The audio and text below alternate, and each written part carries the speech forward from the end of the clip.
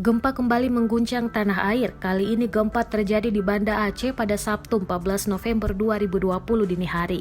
Berdasarkan informasi Badan Meteorologi, Klimatologi, dan Geofisika atau BMKG, gempa di Banda Aceh berkekuatan 5,3 magnitudo.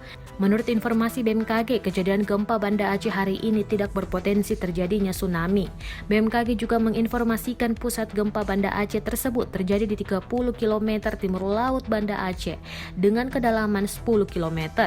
Gempa Aceh kali ini juga menjadi perbincangan warga Twitter sehingga menjadikan kata kunci gempa sebagai salah satu topik yang paling banyak disebutkan pagi ini.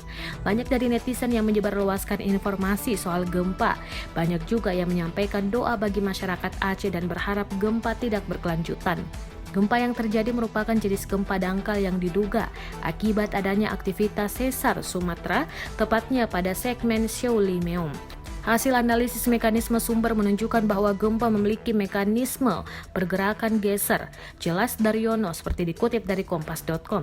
Guncangan gempa dirasakan oleh masyarakat yang ada di Banda Aceh dan Lok Seumawe. Hingga saat ini belum ada laporan masuk yang menyebutkan terjadinya kerusakan akibat gempa tersebut.